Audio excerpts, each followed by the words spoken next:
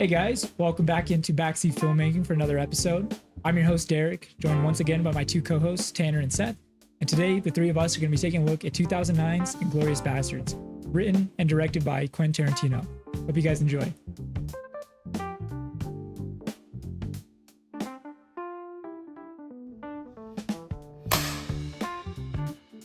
All right, guys, we're back. Today, we got a very, very exciting video for you guys. Another movie poster video. Today, Inglourious Basterds, of course. But before we jump into it, Tanner, why don't you tell the people a little bit about Inglourious Basterds? Oh, of course. In Nazi-occupied France during World War II, a plan to assassinate Nazi leaders by a group of Jewish U.S. soldiers coincides with the theater owner's vengeful plans for the same. All right. Sounds pretty rad. It does sound pretty rad, and it definitely is. Obviously, we'll get into all that. Shut up, take my money. Before we start talking about the movie or even any of the pre-production, you know what time it is. Cue the music. It's trivia time, baby. Oh. Hannah's going down. Seth is excited. I think Seth is coming out swinging today. We'll see how you guys stack up today with my questions. Got some interesting ones for you guys. So you guys ready to get started? Let's do it. How are you guys feeling, by the way, about research and everything? I don't know how much you guys looked into this. I'm curious as what your questions are going to look like because I think there is a lot that could be asked. Yeah. And I'm trying to remember like I just crammed for a finals exam. So see, that's how I feel. I feel like there's so much on this movie that I don't know what the hell you're going to be asking. Yeah. So yeah. We're going to find out. Yeah, we're going to find out how you guys stack up here. Question 1. How many languages are spoken in the film? And Tanner, 4. There are 4. Second part of the question. Okay. What languages? So hold on. I buzzed. I still get to answer. That was correct on the 4. It's English, German, French, and Italian. Correct. All right, 1 point for Tanner. Seth, you're going to have to be quicker than that. Question 2. I think we should have to let the question finish, but it's all right. I guess we should discuss that. I know. I'm just saying. maybe next time we'll integrate that. We could jump. I know I jumped the gun a lot on these questions too.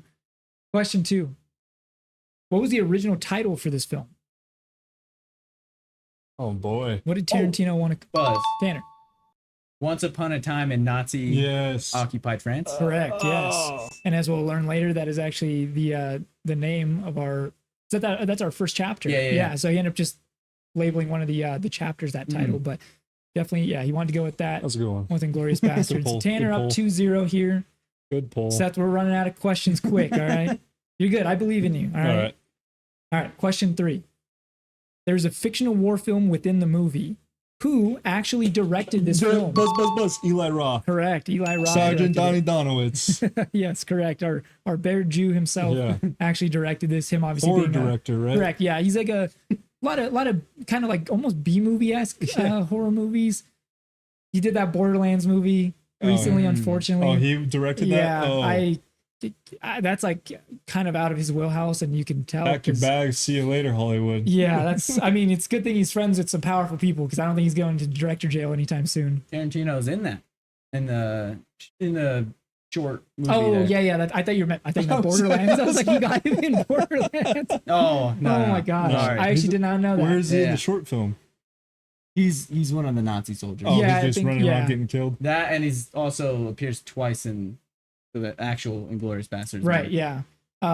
What is the name of the little fictional movie? It's Pride of a Nation, right? Yeah. So that's our fictional film starring our Frederick Zoller, played by Daniel Bruhl, but directed by Eli Roth. So we got 1 point for Seth over here, 2-1. Close race. We're coming back, Seth. I like it. Question 4. Who did Tarantino originally want to play the role of Hans Landa? Buzz. That's Seth. Leo DiCaprio. Correctamundo. All right. Tied up, baby. That's a weird choice. Oh, no, he would have sucked. That would have. Very this different movie's not the same if it's Leo. And Tarantino's talked extensively about this movie almost being scrapped because he thought that the role of Hans Landa was kind of an unplayable character. Well, it is. I mean, how do you cast someone for that? He literally is a unicorn. Right, he's a unicorn for it. And with the vibe that he goes for in the film with Christoph Waltz, and to the level that he's able to speaking all these languages fluently, and with so much you have to be eloquent. Eccentric vibe. You have to be menacing. Right. You have to be just straight up evil, and you also have to know all these languages. I think seeing Leo would have kind of taken me out of it Yeah, a bit. no doubt. Even though he's great in Django as a villain as well, and Yeah. another Tarantino, his very next film but actually. not like a German Nazi villain. no, that's what I'm saying. I don't know if he can speak German No. or any of these languages for that matter. No. Weird choice, but I'm Yeah. glad they didn't go with that. Yeah. So Seth, 2-2 now. Mhm. All right. Tied up, baby. Question 5 for you guys. Michael Fassbender plays Lieutenant Archie Hickox in the film. Who was originally set to play? Who is he? Who was originally set to play that role? Oh, that role. Oh no. the Fassbender role? Yeah, correct. Oh gosh. I thought that question. See, that's the thing about the. I got you over my skis jumping the there. gun. Oh my gosh. I'm gonna have to DQ myself out of this Okay, one. Tanner, do you got any guesses? What was the question? Michael Fassbender plays Lieutenant Archie Hickox in the film. Who was originally set to play that role before he was cast? I don't know. I thought you were going a different route with that question because it's based off of 2 different actual people. Okay. That part. Also, I didn't. Yeah, I don't know. I don't know myself. Simon Pegg. Oh, see, I didn't. I could definitely see that too. I think that would have been pretty fun. I think he was Yeah, he busy doing chose. He something. chose the Adventures of Tintin. There you go. That's what I He was trying chose to to work remember. with Spielberg instead of Yeah. Tarantino. You know, I can't really blame him. I mean, it's like, Yeah, I mean that was a. which way do you go with that? Yeah. And if he was like maybe but contractually obligated already, but I mean, looking back at it, he'd probably rather be in this film. yeah. All right, so still tied 2-2 here. So we got question 6 for you guys. I have 2 more questions, by the way. 2 more questions. I do have a potential tiebreaker question as well, if need be. But question 6: what movie inspired the title of the film? Buzz. Tanner. Wasn't not the original Inglourious Basterds spelled with an ARDS instead Correct. of ERDS? Yep, that is absolutely correct. Yeah, directed by Enzo G. Castellari. Interestingly enough, Enzo G is Gorlami. Right. Enzo Yeah. Gorlami is the name that Brad Pitt uses later as his fake Nice. Italian alter ego. He likes So- to do that with a lot of his Yeah. movies. Yeah, a lot of references to old directors and Yeah. filmmakers and stuff Oh like yeah. that. Yeah, I so mean, Yeah, even- and just some of his friends too. just yeah, like oh people he yeah, a knows. ton of that. Yeah. So yeah, pretty neat little reference there. But yeah, the Inglourious Basterds, yeah, is what the original title from 1978 was called. So Tanner takes the lead once again, 3-2. this could be the clincher. We got our, well, potentially. If you get this one again, I do have that Okay. tiebreaker All right. if need be. You guys got to be quick, okay? All right. Question 7. How many Oscar nominations did the Buzz. film? Can I? Yeah. So there's where it is. Okay. How many Oscars nominations were there? Yes. There were 5. Incorrect. Buzz 8. Correct. 8 nominations. Now, how many did it win? Buzz 1. Correct. Tanner takes the And dub. who was it? Christoph Waltz, baby. Yeah, I know. And that was Tarantino's first What were the 3 other ones? acting So nom. that was or actually my win. tiebreaker. Was going to be all in what categories Yeah. it was nominated in. So every category. can I guess? Yeah, if you want to, absolutely. Yeah, take a Or crack do at you it. have a guess? Well, I know 5 of them. Oh, I know okay.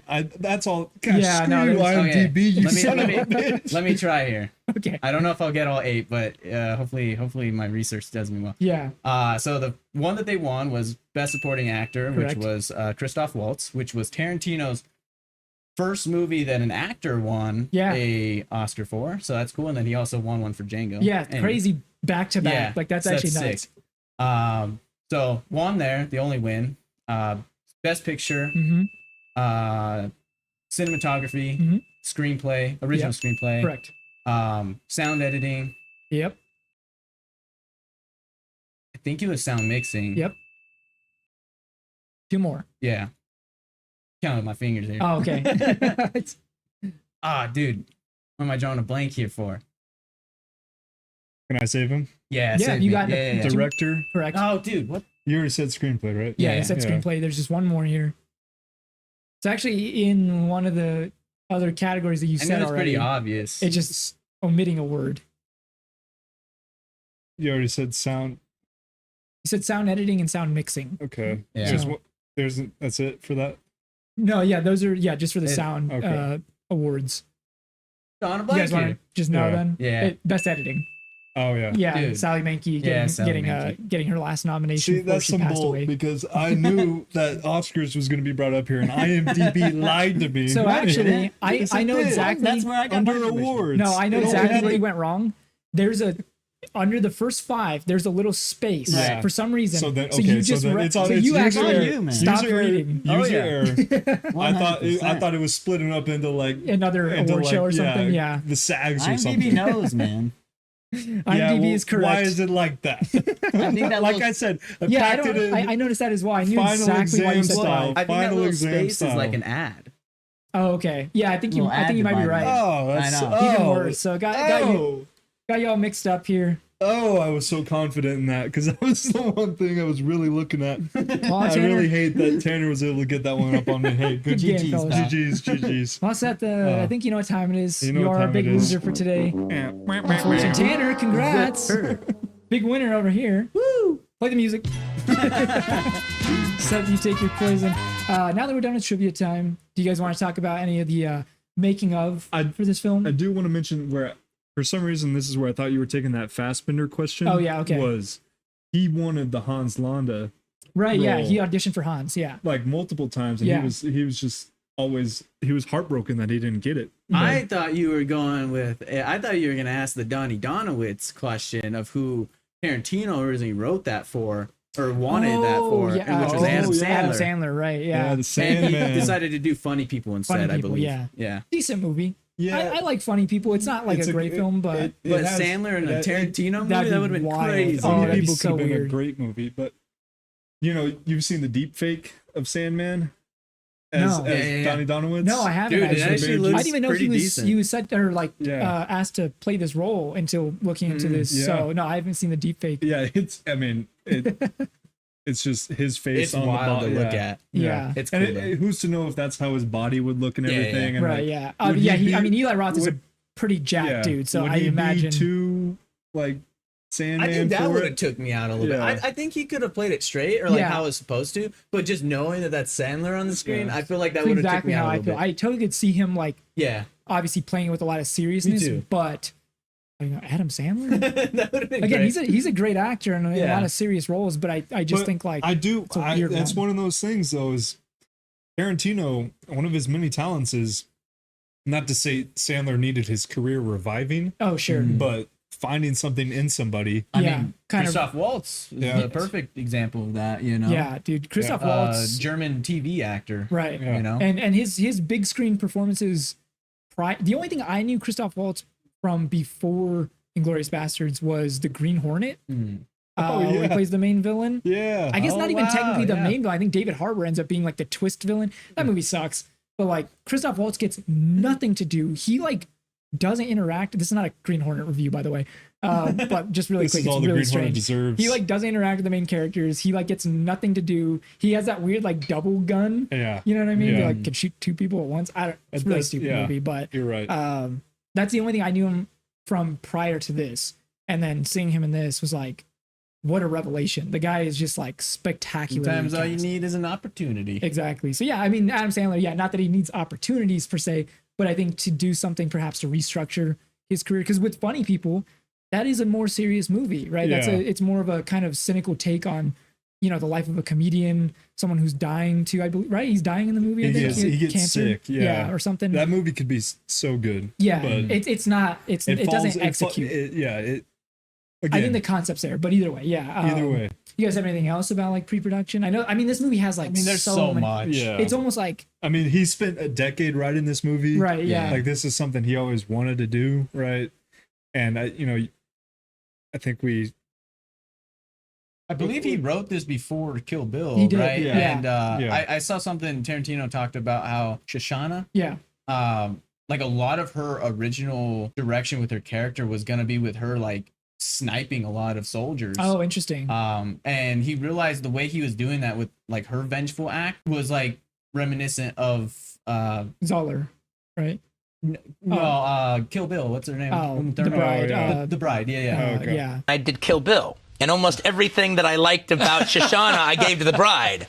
And her character, how she's just badass. Yeah, And okay. that's why, like, when he was making that, he was like, well, now I can't do that with this That would character. have been So that would have been sick though. that would have been pretty cool. it to would have see. been I cool, mean, like, but I'm glad he actually went the route that he did with this I mean, one. to be think fair, that's what she ends up getting to do is just Yeah. insane. magnificent. Like it is so big and bombastic. Something Yeah. you had mentioned, Tanner. You told me this like forever ago Mm-hmm. about him struggling with how to end the story. Yeah. Like how does he close it out? And That Q&A what is did you great. say about him with what he wanted to do with Hitler? Well, because there's this Q&A question panel going on, and someone asked him like why he decided to kill Hitler at the end, and Spoilers. he was just trying to find like how to end it. He didn't really know how, so he was like kind of sleeping on the idea of killing him. Yeah. And yeah, he said he woke up and he's like, yeah, why don't I just fucking kill him? o'clock in the morning or something like that. And then I just thought, what if I just fucking kill him? You could see him saying it exactly like that. Like, It's like so he's great. like really fast and energetic. fun, Janet. Get it? That's the thing, and it's like it's so out there. It's so over the top. It's so like, oh my god! Yeah. And again, we will talk about that during the finale, but it is like so much fun, and it really is like that. We talked about it probably 1,000 times in our Reservoir Dogs video. Go watch it, episode 1. Go watch it. Where Tarantino just kind of follows this mantra of the rule of cool. If it's sick enough, it doesn't matter. Like like narratively, if it still works and it's just rad, like almost intrinsically, just do it. And he does that all the time. It really does push the limits here on this film, because when this was released, it was really polarizing Yeah. for people for sure. to be like, people feeling like he doesn't even deserve to be platforming like any of this, like whether or not you kill Hitler or not. Right. They felt like things were left out that needed to not be left out. Like people telling him how a World War II story, especially in Nazi Germany against Jewish people, needed to go. And it's just like, but it's also like the artistic, like also we're killing Hitler and like empowering You're Jews ending on the the other war. side. There, like, I mean, there's so the much fact, there. Yeah, it's just fictionalized. So Also, I- isn't Tarantino? He's Jewish, correct? I'm not sure. If I'm not mistaken, Not he sure might be either. Jewish. I could be wrong on that, but I think he's Jewish himself, if But I'm not mistaken. I know that So- you've heard enough from people being like, heck yeah, that was sick. And Yeah. like, how dare you? So I definitely think could that be immediate. part of like it just being a fictional Yeah. war story. Yeah, I think the rather than it rewriting, being like- honoring like actual Right, people yeah, and I- events. It works for me. I Yeah. love it. I mean, clearly it works for me. This is my Yeah. favorite film of all Yeah. time. I think it's like, I don't want to say tasteful because it's not really going for tasteful, obviously, No. but it's clearly fictional enough. I love my war movies, specifically World War II. Obviously, we got Well, Saving yeah, I Private mean, Ryan up there. yeah, That these are- this is one of my all-time favorites as well. And I think there's plenty of other examples of war movies that are done in a way that, you know, are very anti-war, very like they have a good message about them and also portray the horrificness of war. I think this is already you kind of coming in to this movie knowing the general history of World War II and why Hitler is bad. I don't think you need to see all these horrible atrocities that the German soldiers committed during this time. Instead, you already know about that, and then you get to see them get their comeuppance for those actions. Yeah, and I like the fact that, you know, obviously Hitler killed himself and you don't get that satisfaction almost Right, yeah. of him just getting obliterated. Right. You know? But Here you get it's to. this You get vicarious to. kind That's of cool. being I able to that. like, what if we machine gunned Yeah. him in the face with an entire magazine? This is also an espionage movie. Right, yeah. So it's not like Saving Private Ryan storming the beach. No, yeah. So I it's mean, not supposed to be this cinematic gun, like the whole brigade going to Yeah. war, and it's a it's small operation. yeah, it's a it- small group yeah. of guys, a ragtag Yeah. group of Jewish soldiers who are tasked with yeah. kind of just taking out as many Nazis as they can. And then it just so happens they get the opportunity to potentially end the war, which is everyone's goal here, but do it in a way that, you know, in this story, the good guys, the US, and I suppose their allies as well, come out on top. So I find it very fascinating. And just from the filmmaking perspective, it's extremely well done. I mean, from a technical It level, is. it is unmatched. It I have is. quite literally never seen a movie with so much meticulous care, from the camera work to the writing, especially the writing. I know we'll talk I about think it that. should have won a little bit more. But I'm shocked, so and what I did think it it's because lose of the to? polarizing aspect of it. Yeah, what did it lose to Best Picture? It was a 2007 film, right? 2009, so it would have been 2009? 2010 Oscars. I don't know actually. I I- didn't see who any of the competition was. In I didn't fact, either. the only thing Yeah. that I had noticed as far as the nominations that I thought was crazy, it didn't get a Best Score nomination at all. Yeah. I think the score is wonderful. It's one of my favorite just scores. for the bear juice scene alone. Dude, like it's like that like little kind of like I think it's like a flute or something. Yeah. Like you know, like really like Yeah. setting the tone. It's so good. And there's so many different types of instruments and I don't know, man. I'm like, doesn't even get a nom? I know. That's like criminal. Again, I'm not gonna say whether or not it should have won. I don't know what was up against that year, but I just think for a lot of these categories, best editing, Sally Menke getting that nom, that's great. I can't imagine. I'm curious what it lost to. She passed away, I think in 2010 actually. Yeah, so that just was roughly shortly after. So that was her last film that she edited for Tarantino, of course, and been sorely missed since then. I think obviously Tarantino's films are still wonderfully well crafted, but she was a huge part of that. Yep. Huge collaborator of his, and he's always credited her with being his greatest collaborator. The Hurt Locker won best editing. Okay. Oh, the Hurt Locker and Avatar. This was a huge year. Yeah, for movies, okay. honestly. Yeah, okay. This year was Again, I'm not, huge. you know, even without knowing who was won up against. Best Picture, Hurt Locker. Yeah, believe so. Yeah. And Hurt Locker's. Damn, yeah, the Hurt Locker's taking a good bit of that. Yeah, I mean that's just you just got to give it up for that was it's just up best animated feature. You just got to give it up. Give it up for movies in 09. Like that's a good year, man. It's a Sandy stack- B for Blindside.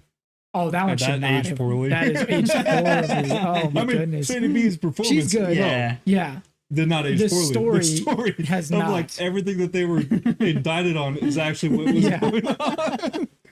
This is a secret blindside. I want to go to Ole review. Miss because I love Ole Miss. Yeah. Like, come on, give me a break. No, but yeah, I mean, there's so much to cover with this movie, and obviously, the production of it, the actual film itself, and then its reception. It's like the fact that it's still relevant today and being talked about as much as it is, and I think a lot of people have come around to the idea that it probably is his masterpiece. At least in my opinion, I think it is. I think it's legitimately his best film, just through and through. It's my favorite, of course, too. But I just think it's just one of those movies that's going to be talked about forever, and I think deservingly so. It's incredibly, incredibly well done. I mean, I think maybe we just hop into the movie. If you guys, unless you guys have anything else to add, pre-production, but I think there's a lot of exciting stuff to cover. So, all right. So enough pre-production talk. Hop back into the movie and just get this thing rolling because this thing is just quite the thrill ride. So we start. This movie is in chapters, so it's in 5 chapters. Breaks up nice and easy for you. So we'll just kind of go by chapters here. Chapter 1 starts off. We get a little title card, and this is what I was part of my trivia question. It's called Once Upon a Time in Nazi-occupied France. So we start the scene with it's a farmer. He's a dairy farmer, but he's chopping some wood, and some cars are pulling up, and it's some Nazi cars, some like SS officers, and that's when we're introduced to our main antagonist, Colonel Hans Landa, played by Christoph Waltz, and he is there to conduct an investigation. He's looking for some Jews in the area that he can't quite pinpoint because they've seemingly vanished from any sort of records a year ago. So he's looking for this whole family, and he's asking this dairy farmer if he might have any information as to where they might be hiding, because his suspicion is that they have not fled, that they are in hiding and someone is harboring them.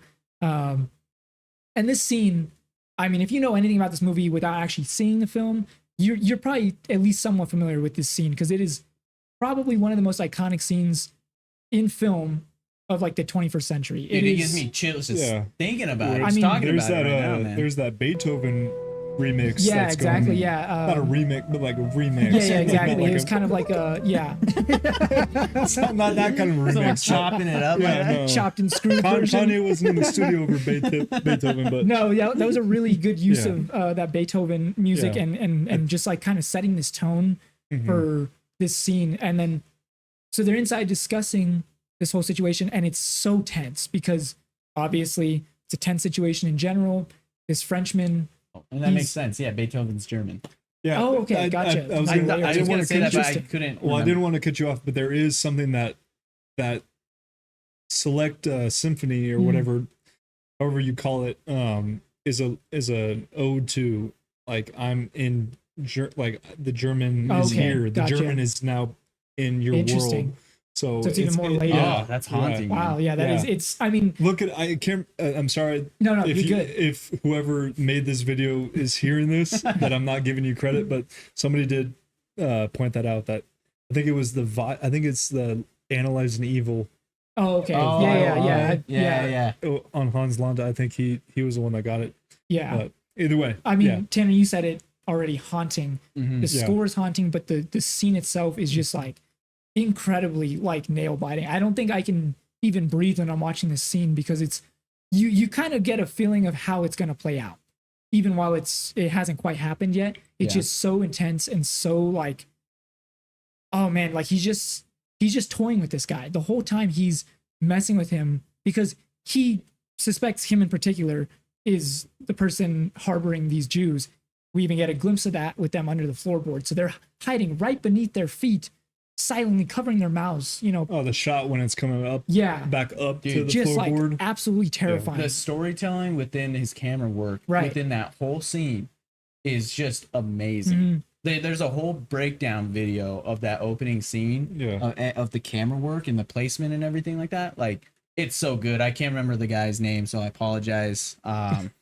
We got to do a better Go job. look it up. Citing our sources. Watch better. it. Yeah, for real. But anyways, I just wanted to mention that because I honestly, like, I learned a lot through the storytelling and the breakdown of that. Right. And dude, it's just like every time now I watch it, now I can't like not think of that when I watch it, and it's just like it's just like another level of like, oh wow, it just blew my mind. And I think that's what makes this scene so special, is because it obviously gets all the credit in the world for its writing, right? And Tarantino usually does. His writing is just like top notch. His dialogue is just like legitimately unmatched. In my opinion, I don't think I've ever seen a director or a writer, for that matter, be able to write dialogue in such a way that is so natural, yet it can paint a tone so quickly. And in this case, that menacing kind of dreadful tone that it sets.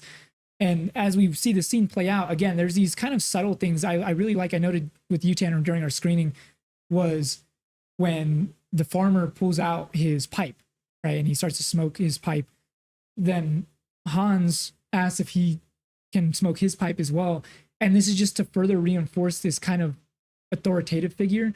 He pulls out this like almost comically large pipe. I mean, this thing is massive. The Sherlock pipe. Right, it's the Sherlock Holmes pipe. I mean, this thing is huge. Yeah. And it's just like this. It's even bigger than that. It's like a Sherlock Holmes pipe on steroids. Yeah, it's like ginormous. It's like a big old ring with a tiny little bowl on the inside. And it's very like fancy. Yeah. It's just like, again, this kind of like contrast between the farmer himself and these very like, you know, dapper yet again menacing SS officers. Oh, so it's like mine's bigger than yours. Exactly. Yeah. So it's kind of like almost like a there's dick like measuring contest, right? Yeah, there's kind of layers to that. Yeah, and it plays out to where it gets to a point that he's kind of coercing this guy into revealing where they actually are, because he even says like, if you're cooperative, the German army will leave you alone. I'll make sure of it, that they never bother your family again.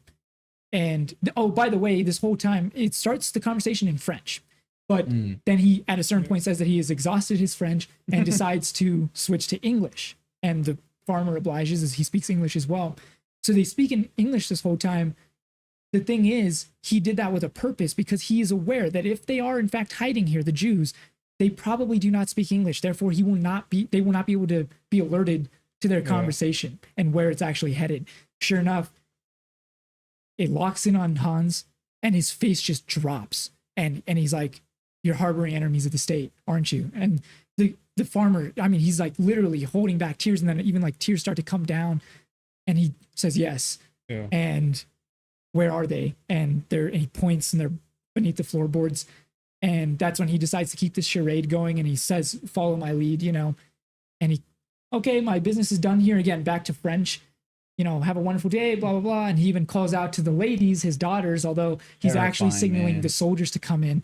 They come in, and 3 of them exactly, too. So that even if they were listening to the footsteps of who would be coming in now. Of the daughters. Yeah. And they just unleash their gunfire beneath the floorboards, and just, I mean, that's when that score just climactic. He's like, "And I bid you," would like obviously saying it in French, but he's like the way he climactically brings his goodbye to it with the score like exploding at the same moment of the gunfire. Oh, gosh. And so obviously mowing down the people that were hiding beneath the floorboards, but then he tells them to be quiet as he hears someone scurrying out the bottom, and a young woman makes a break for it in the field, covered in blood, her own family member's blood. I mean, just like completely covered and just terrified and crying and just sprinting away. And he walks out very calmly, takes out his pistol and takes aim, decides not to shoot, and au revoir, Shoshana, you know, and Hello, just Sally. so iconic. Yeah, hi Sally. Yeah, the hi Sallys are hilarious. in the Blu-ray. I have to give a nod, just a couple things. A nod to, again, the Analyze an Evil video. The I believe his channel's the Vile Eye. Yeah, no, you're right. Yeah. There you go. Yeah. Okay. Okay. In this scene, so there's two ways in French to say goodbye. It's either adieu or au revoir, right? Yeah. And it's when you say au revoir, that means that I'm going to see you again. Oh. And adieu means I'll see you, probably won't see you again or something. Okay. And Dude. so for the fact that don't look at me like No, this I give me chills, bro. I didn't know that's that. really I know. interesting. I had to bring. I had to bring this because That's when good. I was listening today, I was Yeah. like, "This is insane." Like him being like, "I'm letting you go, but I will find you." Right. Oh, yeah. And, then you, And that's obviously the implication of Right. him not Yeah. taking the shot anyways, Right. because he had her dead to Smiling. rights. He And gets yeah, a thrill out of the hunt, dude. yeah, it's And then it also, absolutely and then it menacing. just made me think. I was like, "It's like, au revoir, Ricky Bobby." And I was like, "Oh." Brought me bit of French. Yeah. Took me back to Talladega Nights. But that's our opening scene and our first chapter as well. So it's a very long scene, but it is just like unbelievably well crafted. Again, I cannot speak highly enough about this scene in Can I particular. say just how it one shots on the actress who does go on to have a great career after this. I don't know if she had stuff before this, but I don't believe she has really any lines. It's the blonde daughter with I believe she's in one of the Mission Impossibles. I can't believe I don't. Leah Seydoux. Yeah, I had noticed her. I was like, hey, Yeah, I and forget she's in this. It keeps giving her a one shot close up. Yeah, And it's just so haunting watching her watch what's going on because it just layers it all. Yeah, more. even with Hans, dude. Like, if you really watch that opening scene again, dude, he's like observing everything. Even then, like the way he looks at the daughters and stuff. Yeah. Like, it's almost like, yeah, he's just gathering everything he can with everybody that's in there. right. It's insane. Like the analogy that he gives with the rats and squirrels and comparing that to the Jews, dude, is insane, dude. Like, oh my God, you really just Yeah, this ideology of these, you know, the soldiers and the German people at the time, and just the propaganda at the time as well to influence these people into Right. thinking how they thought and do what they did is, I mean, just absolutely awful. And yeah, dude. again, this movie, you can say that maybe it's not the most directly, like, I guess, like World War II-esque movie, but that's not really what Yeah. it's trying to do. Again, you're going in with that knowledge. Like, you know what World War II is, and you know some of the atrocities that took place and at the hands of the German army. the casualness of his delivery Right. in all of that is just This movie, so good. yeah, this movie has a villain that isn't Adolf Hitler. Right. In a world where Adolf Hitler is the villain, but it deserves to be said that there are so many more villains in this Reich Yeah, absolutely. that need to be like that are Hans Landa types Right. that were carrying out these plans, and Exactly. I just love how the foreign language is established in this opening scene. It's like you're reading subtitles, but it's so the writing is so well done. You don't even think that you're reading subtitles. You just No. think you're reading, like you're hearing French and you're reading English. You're like, do I understand French? Like, If I'm not mistaken, so too, captivated. I think only 30% of the film is in English, Yeah, actually, which is mind blowing and as you well for a don't big think Hollywood. about it. You No. don't think about it That's because you how are so good it captivated is. in everything that is happening. It's weird. You would almost think that would prompt people, like more people, to watch foreign films. I know this is not a foreign film, but, having, you know, the subtitles and people speaking multiple languages, not even just one singular foreign language, but 3 at a time, perhaps. I mean, Godzilla -1. Fantastic. Yeah. Again, Secret Godzilla -1 review here. I don't like dub stuff. Yeah. Oh, no, definitely not. Sub is way better. interestingly, Christoph Waltz did dub his Yeah. own. Yeah, in German. Yeah. Yeah, that's Yeah. pretty cool. I saw like with the writing, I don't know if it was just with French or if it was with the other languages as well. He allowed the actors to read what Tarantino had written for them and let them like say that in their language. Like translate it Yeah, themselves. translate it Yeah, themselves. in So fact, it Tarantino felt a didn't even little more know natural. if they were saying it Yeah, correctly or no, not because he doesn't speak the yeah, languages. right, So right. he was like, I'm just gonna trust that this is what they're saying. I Yeah. hope they are saying what I wrote on the page, but sounds good That's enough really to me. cool. So he had obviously translators on set. They would confirm that to him, but he didn't know. He's like, Nah. all right, do your thing. I have no idea. Now we get chapter 2 here. This one titled Inglourious Basterds. This one obviously introducing our team, our ragtag group of Jewish soldiers here, and our main hero of the movie, Aldo Rain, played by Brad Pitt.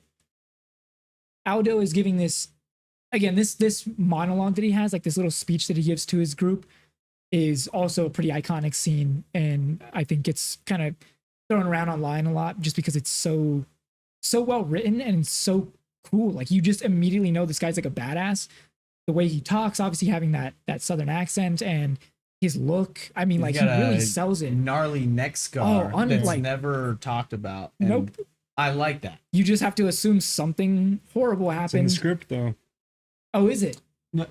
Tarantino, he has a whole backstory within his character. So if you Yeah. ask him, he'll tell you. Well, Okay. it's in the script that Oh. he survived a lynching. Oh, Oh, I see. okay. I'd assumed it was something like a rope around the neck Yeah. or something like that, because that's what it look. It's around Yeah. the whole neck. It's, but I have I the love script. that it's never discussed. Have the script right here. Only skimmed through it, so that I guess that's my mistake. I didn't. But I yeah, didn't I read guess that. I was going off an interview that Tarantino said, like within certain characters, like because the interviewer mentions that Charlie Rose interview. Okay. Who this man? I didn't know this. Yeah, about we this broke guy. with This Charlie guy Rose sucks, quite a by bit. the I just way. found. Yeah, you told me. Jeez, This. yeah, I just found that out. Kind of disappointing. Anyways, he asked like the history within that, like what the reasoning was and why he didn't talk about it. He does bring up like the fact that he likes people kind of guessing what that means. Same Right. thing with like his titles of the movie, everything. He likes people thinking of their own explanations. And yeah, he says if you ask him, he'll tell you. But like he doesn't want you to ask him. Like he just wants you to just kind of whatever you think it is. Just think. Yeah. Just imagine for a bit. Yeah, I really like Doesn't that. need to be And said. this scene plays out pretty straightforwardly as far as him kind of telling his men what their task is here and what their goal is as the Inglourious Basterds, right? And they are not going to take, pity upon, show any mercy towards the Nazi soldiers. In fact, he says that they owe each one of his I want men, 100 Nazi scalps.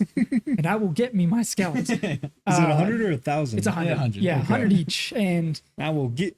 we even see that, and obviously we probably can't show shit, that. the way Pitt commands the camera, man. The way Dude. he turns into the his He presence and transforms. his delivery of this writing it's really, I mean, I just want to say I'm a huge fan of Brad Pitt and his films. Yeah. But this is by and far my favorite role of his. I think this is his best performance. I believe I referenced in Moneyball. Go watch that one. Go watch Moneyball. Go watch that episode 5. that- Go watch the movie in our video. I thought Billy Bean may have been his best performance, but Right. if it wasn't that, it had to have been Aldo the Apache. And he's also great in Once Upon a Time in Hollywood. Yeah. Cliff Booth is also iconic by this point as well. But 7. I mean, Yes. again, I know, the I know, guy's you can go on filmography and is on, unbelievable. But I think with that being said, even more so that this role to me, just like, I am not looking at Brad Pitt.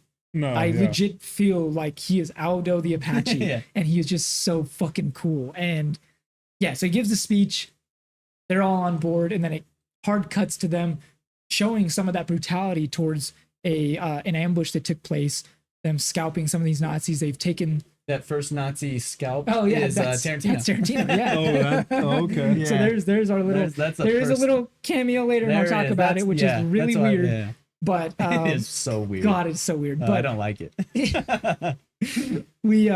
so we see some of that brutality and kind of how they go about their mission, I suppose, and they're interrogating a German, I think he's a captain, if I'm not mistaken. I don't know his exact rank. I'm sure I have it in my notes somewhere. Yeah, higher ranking officer. Higher ranking officer, and he So they're questioning him about a German unit up ahead, and they need to know how many of them there are, what kind of weaponry they're working with, basically how to ambush them as well. So he's asking for him to give them up. He's obviously refusing, and he eventually throws out a "fuck you" to Aldo, right? And your Jew dogs, as he says, and they all laugh. Yeah, and they start howling. They're excited about this because then he's like, okay. He's like, I'm actually glad you said that. Yeah, and they call out the bear Jew played by Eli closest thing we get to theater is watching Sergeant Donowitz beat Nazis in the head. And they're all aware of the bear Jew. That's the thing. The German army, this goes throughout all the ranks. They have heard of the bear Jew. He's almost like this mythical creature. Exactly. Yeah. And it's like, it's like something of storytelling only. Yeah. You hear the loud echoing of him hitting his baseball bat in the tunnel, and then he emerges gloriously. By the way, the score again should have gotten a nomination because it's wonderful. Like, hey Donnie. Yeah. German here wants to die for his country. Like, oblige him. So he comes out with his baseball bat, and he's in his wife beater and lays it against his head, or I guess he asks him first. He hits his medal. He hits the cross. Yeah, he hits his medal. Get that for killing Jews. Bravery. And then he lines the bat against his head, and that hard cut. Oh, it blows my mind. Music gone. That's what I mean. It's hard cut, no music, and just bashes this guy head in. Again, we cannot show any of this. So if we do, I'm gonna have to heavily blur it in the edit. But it is just like unbelievably violent and just like, good Lord, and they're just like cheering him on. It's Daddy Williams. He goes yacht on that one. And they're just like having so much fun with this. And it's like one of them leads over to there's two other German soldiers. Yeah, he points. One of them is he's like I'd be shitting my pants if I were you. and he points at one and he's like, you. And the guy gets up and starts running, and shoots him in the back, and God damn it.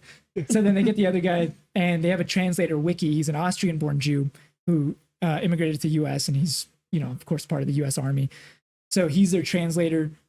He's translating back and forth with him and Aldo, and he's telling him exactly where all the German that unit is and everything. He gives them up immediately. He doesn't want any part of that. And then he asks him like what he plans to do after the war, and he says, "I'll hug my mother." And he's like, "What about your uniform?" And he's like, "I'll burn it." Yeah, I thought you'd say that. And that's the thing. The bastards, they like their Nazis to be easily identified. They don't feel right that these people after the war, assuming they survive it, get to just go on with a normal life after the atrocities they've committed. So he leaves them a little something he's not going to be able to take off. And this is also when we're getting an intercut back and forth between this soldier who was let go with Hitler. Tanner, how do we cut to Hitler? It's a hard cut to Hitler. The first thing we see of Hitler, what is the hard cut? 99999. This guy's just fuming, he bro. He is absolutely pissed at the fact that the bastards are just fucking him up. I mean, this little ragtag group. Bear Jewel. And that soldier who is let go. He has a little cap on. Yeah, he has a cap on, and he's talking to Hitler as to why they let him go. And that's when we get the reveal that well, because he says, did they leave you with the same marks as the so others? This has happened because he's before. confused, like, why are you alive? Like, there's no reason you should be alive. Tell me. And also Aldo even tells him, he's like, you can't tell him that you told us what you told us, they'll shoot you. Right. He's like, so you're gonna spread our fear or whatever through the ranks, our message through the ranks. And he leaves him with a carved in swastika on his forehead. He gets his extremely large knife and carves it into his forehead, and permanently scarring him with that swastika, because it's like, you wanted to be a Nazi, you're a Nazi, there you go. And it's such a like powerful kind of thing that Aldo does with that, because it's like, again, it's implied that he's done this many times to many of these soldiers that he's let go. Again, they're not in the prisoner taking business. You have to think that that's where they get their their name. Exactly. It's like his that's how the fear. bastards get their name around. It's like they will, if you get caught by them, they will carve.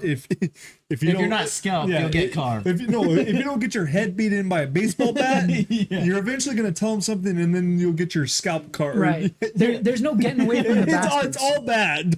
Don't get caught by these guys. Don't be a Nazi. Yeah, don't be a Nazi. First of all, they're not gonna let you off easy. Yeah. And that's the thing. Again, Aldo. Nazi. He says they're not in the prisoner taking business. They're in the Nazi killing business. The And Nazi cousin killing business. I love the way he says Nazi. Yeah, Nazi. Also, he does this thing that's never talked about in the movie, but Tanner and I discussed this a little bit. He's sniffing something throughout the movie. Oh, definitely cocaine. I thought it's like tobacco. It's like a very Snuff? fine tobacco. It's snuff. Oh, you think he's snuffing it? Yeah, I thought it was snuff. Oh, I had thought- assumed it was because it's like out of a little tin can. It might be Coke, but Yeah. I had assumed it was snuff. I thought so too. I guess 'Cause, like, tobacco would be snuff very does prevalent. play. Yeah, I think- snuff plays. I Yeah. think but I saw also like to something- think he's ripping coke. Well, I saw someone noticing that the can that he's holding is like German made, and he got that potentially off a soldier. Oh, so he's just taking their snuff. He's like, cool, Yeah. thanks. Yeah. Ripping that. Yeah, I just thought that was interesting. Again, he has all these like little It's a character lost traits. art, that way to deal with nicotine and tobacco. It's a Just shame. ripping it up the schnoz. Yeah, he has all these little character traits that are never explored. They're just to further kind of imply this mystery of Aldo I mean, the Apache. he's an outlier to the theme of this movie. Sure, to the yeah. characters in this movie. Well, the contrast He's between this him and Hans. He's this is movie's almost superhero, Right. in a way. well, because Like, we immediately see Hans's way of getting his information, and then Aldo's way Right. of his Yeah. getting his information. Yeah. I Both of love them- the contrast between the two. Both of them are larger than life characters. These people would obviously never exist in a World War II setting in any real story, right? That's why this movie is what it is, because it's not a retelling of some, famous battle that actually took place with real people and this and that. These are all fictional people. These are all fictional events. And obviously it plays out very differently how the actual World War II ended. So Yep. yeah, but that's our chapter 2, Inglourious Yep. Basterds. All right, guys. So then we get into our third chapter here. This is German Night in Paris. So we're shown again our escaped young lady from the beginning of the film. This is now 4 years removed. Her name is Shoshana, but she's assumed the identity of Emmanuel Mimieux, if Yeah. I'm not mistaken. So Yeah. she's taken on this new identity. She's a cinema owner in France. So she's still living in Nazi occupied France, but that's why she had to assume this new identity. And we see her at night. She's changing the like the placard up top at the cinema, with the individual letters and stuff, and the next showing. Great shot. Yeah, Great shot. wonderful. And I love this like little setting and stuff. It's so like it's so like comfy, and it's like, wow, what a nice little, like, I'd love to just go walking around in one of these like little towns and Right. stuff, and it'd be so nice, and catch a showing at one You of these probably could. beautiful. You probably still I could. know, exactly. And one day, I guess I ought to leave the country for once, actually expand my Backseat horizons. Filmmaking takes on Paris. Oh man, that'd be awesome. Yeah, let's go to France and hit Cannes too while we're at it. Backseat takes Cannes, and Yeah. we hit all these little kind of tiny theaters too. But anyways, we're introduced to another one of our main players here, played by Daniel Bruhl. He plays Frederick Zoller in the film. So He's wonderful. He plays a German soldier in this movie, and he approaches her as she's working on the placard up there, and he's just trying to talk some film with her. Like, he's a cinema lover, as he says, and he is just trying to have a conversation with this beautiful young lady about cinema. She is not having it. Clearly has some animosity towards the German army, and like, she wants no part of this. He's still persistent on this, but he's extremely polite. He's extremely, like, honestly, I'd even go as far as to say he is very charming, although he doesn't take the hint. But I do think, Yeah, but he's still It's- wearing that uniform. Right, that he's a man in Nazi uniform. and he's a good-looking man, and again, he's not trying to be Frederick Zoller, the German war hero, as we'll find out soon enough. But he is just trying to talk about something that he's actually passionate. I almost think about in another lifetime, perhaps, if he didn't have to commit these atrocities and be a part of this war, that maybe he would have been a filmmaker or an actor full time and been a movie star, a German movie star, and it just would have been way more, better for everyone. But he's talking to her. he still is a Nazi. Oh yeah, full and The full prototypical on. was just taking orders, sir. Yeah. No, you're a Nazi. Get so out of here. she's not having it. No Whatever. sympathy. So he leaves for the night. The next day, I assume it's the next day, maybe a few days past. It's not clear, but he runs into her at a little cafe where she's alone, and he is pestering her once again, flirting. When she sees him, Yeah. she's like, oh, Rolls her on, eyes. man. Comes in, he's still trying to talk to her. She's not having any of it once again, and just wants to be left alone. Well, then he's approached by some other German soldiers, some fanboys who are like, oh my God, Frederick Zola, you know, the little yeah. No, it is a great. They're getting his autograph. I mean, like, clearly he is extremely well known and extremely beloved. And then she's kind of like, okay, who are you? He explains that he is a German war hero who has pulled off an near impossible feat in the line of duty, right? And in fact, his exploits are being made, or they've been made into a film called Pride of a Nation, as we discussed in the trivia.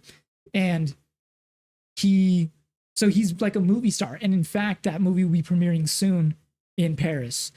So he's talking to her about that, and she kind of has this different view on him, but she's not into him still. She's still like, okay, whatever. But he's smitten. I mean, that's where I'm like, gosh, this sucks. Cause like, Tarantino, why are you making me like starting to try and like empathize with this guy for like being like humble? Like, that's how excellent the writing. The film, yeah. like, right. No, yeah. And it's perfectly written. I know. Because it's like, yeah, honestly, this guy is like a really good guy, like until he surface isn't. level. Yeah. We will get to that. Because I do think there is a break. He's still a Nazi, but it's like, I don't even think it's so much about him being a Nazi. I think there's just this level of entitlement that he has. You're right. And again, we will get into that in the finale, but he, to quote her, he is a bit of a pest. 100%. And I know things were different back then too, and but, him trying to pursue a young woman in the way that he's going. Yeah. But I do think that he is coming off as still like he's very well spoken. He's a sharp young man. He's clearly not trying to talk about. He definitely doesn't like. He doesn't. He's not proud of what he's done. But I do think I will say though, in their first interaction, when he says his name, he expected her to know who that was. Exactly. So there is a bit of that where he's a little prideful. Prideful of who he is. Yeah. But I do think so. Anyway, so they depart once again, and then presumably maybe a few days later or so, she's once again approached outside of her cinema by some SS officers, or at least one. Major Hellstrom. She tries to get the attitude again, and then they're like, "Oh, this guy's not having no way, sweetheart." They basically like abduct her, and force her to get into the car, and they take her to this cafe with a meeting with Zoller, and he's meeting with Hitler's right-hand man, Joseph Goebbels, who is in charge of German film industry and propaganda specifically, which is that's basically their entire film industry at this point. And that guy had played the same guy in another movie. Oh, that's right. You had mentioned that to me. Yeah, that's really interesting. And he's really good too. I mean, again, everyone's terrific in this, but they're at this cafe where they're discussing Joseph Goebbels, who's directing. He was the director of this film, and they're discussing the premiere for this film. And Zoller's whole thing is that he wants to actually premiere it at her cinema, even though it's going to be a smaller venue than the Ritz, like they had planned originally. And he has to convince Goebbels to do that. And Shoshana is just kind of there, like, what the fuck am I a part of? The implication of him being a cinema lover has thrown her out of her incognito zone. Yeah, exactly. And it's like, that is such a crazy sliding door. Terrible coincidence here, because then Goebbels eventually agrees to this, as it's going to be this more exclusive event, and just for all the people who truly appreciate this German work of art. Well, our head of security for the event is our Hans Landa. He comes in, and it is just, oh my God, this one gives me chills, because you don't see him entirely. It's cut off at his waist or so. Dude, I just got chills. But you hear, I know, same. You just hear him. I got chills thinking about that cutaway scene. It's, oh my gosh. Yeah, maybe we don't talk about that too much. And he is now, so Shoshana is quite literally reunited with her family's executioner in the flesh, out of nowhere. So, like, I mean, just like, what a change of events. And he decides to question her, because as head of security, he feels though it's his duty to question the cinema owner and try to get everything. They all welcome. Hans. Yeah, exactly. That's how you get that like needle drop of like that score coming in, and just like, and her eyes just like, I mean, just widen so much at the pure like fear that strikes through her. And so he's sitting down with her, speaking to her, and this scene is absolutely riveting because it's just like, does he know who she is? And we'll discuss this a bit because I know the implication is that he does. Yeah. Specifically when he's ordering them drinks from the waiter, he ponders for a second as to what to order for her as he's speaking for her. And he ends up deciding, a tall glass of milk. Yeah. Being that she lived on this dairy farm, that was a pretty easy nod that I know who you are. You're not that slick. I know who you truly are, Shoshana. And I do want to play just a little bit into the other side. Right, of, yeah. He doesn't know who she is. This guy's just a freak about milk. As we saw in the opening scene. He's like, what did you like? You probably want some milk, don't you? You probably want some milk? I'll probably have some milk if you're gonna have some milk. I will say the opening scene where I know he has 2 glasses of milk, but I think that was also to like. Does he have 2? He does have 2 because he asked for another one. He asked it. for another glass God. later on in that scene. Strong bone. That first one, he just I think houses. Not by the only way. is because he's a dairy farmer, but also I think it was just kind of assert that dominance of Right. like, yeah, I don't want wine. Yeah. Give me milk. This is a dairy That's what farm, you got. right? Yeah. It's just He's just being a dickhead. Another and level to his like is It's good because that is a really good token in that. Yeah. And so the implication there being that, he probably knows who she truly is, her true identity. And she is just like, so whatever she plays coy, eventually he's kind of like, okay. And we're a go for the premiere at your cinema. He exits and she looks back to make sure that he's left the little cafe that they're in. And she just like finally can like breathe and she starts to like hyperventilate and cry. Dude. But I feel like you're grazing over a good little part here of when they do get their scones is what it is, right? That's what it is? I think so. And they're about It's just to like buy a pastry of some they're sort. about this back and forth that they're having, and then wait for Oh, the cream. the cream. I forgot to order the cream. And I like how he says everything is so like upscale. Everything's so like fancy, like it's a soldier's restaurant. The pauses in the dialogue, right. Just make it that much more like. And when she intense. takes that bite of that pastry, I take it as, oh my gosh, I hate that I like this because this bastard brought it to me. Well, do you want to know something even more interesting about this, specifically Yes. with the cream? La creme. So, being that she's Jewish, of course, she can only eat things that are kosher. Cream at the time would have been like that type of cream really? would have been made with pig lard, which is not kosher. Wow. So specifically, he tells her to wait for the cream and forces her to eat this. That's crazy. As a further fucking like fuck you. And that's why she almost, when she takes a bite, kind of like she knows, like I shouldn't be eating this religiously. And see, that's where you crazy, take her man. face as. I take it almost as like oh, you motherfucker. Wow. Like, God damn it. Holy cow. Yeah, it's like, and like again, I don't know if that. that's Where true. did you get that from? Let's just say I know a guy. Yeah, No, you know I a mean, guy. again, there's so many people Right, online I mean, that this are much movie- more educated to yeah. talk about film than the 3 hacks sitting before you. but We're just relaying it. but realistically, it's quite the Wow, I deep like cut that. there. And Me it's too. like, oh my God. And that's why whenever I heard about that years ago, this is a yearly rewatch Because I for thought, me, I but thought I liked my take about her, No. how she hated that he brought it to her. Hey. But the I fact think- that I think two of them, I think those can be combined though. Because it's almost like they are I combined. shouldn't be eating this, and he knows that, and like fuck you, but also damn it, this is kind of good. This is, And she's kind of like, it's okay, or it's Yeah. not horrible or Yeah. whatever. And he said, see, not so terrible. But to bring it back, that breath of fresh air that, Right. or not even fresh air, just the release that Right. she's able to give once he finally leaves.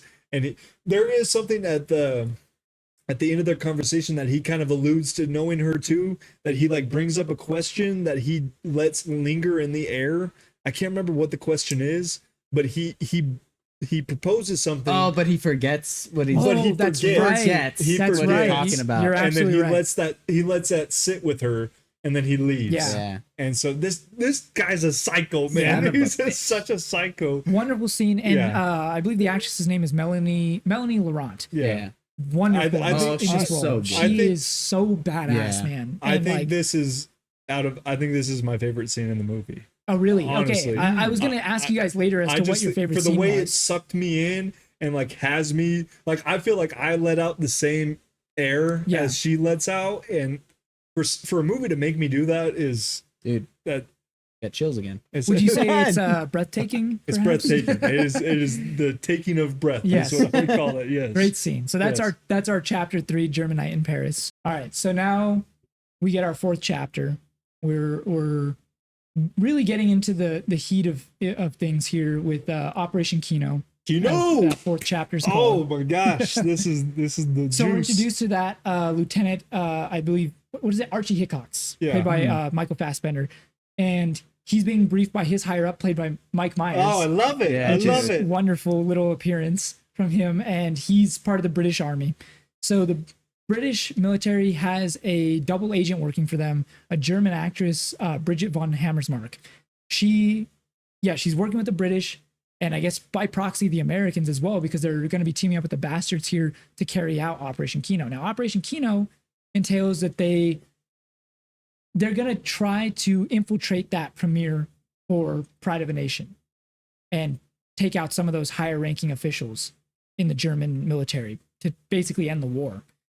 And so he's giving him the briefing that he is to rendezvous with her at a tavern. Now this tavern just so happens to be in it's kind of like a underground bar, right? It's like this little tiny bar that's at a lower level that you have to go down. And the Bastards are not about that, because it's a terrible spot to meet up in case things go down. But Yeah. Hickox is, Who meets in a reassuring- basement? Yeah, who meets in a basement? Hickox is reassuring him that no, she knows what she's doing. Nothing's going to go down. It's just a rendezvous. We're just meeting with her to get a briefing. I'm sorry. I just have to interrupt real quick Yeah, for yeah. the Mike Myers line.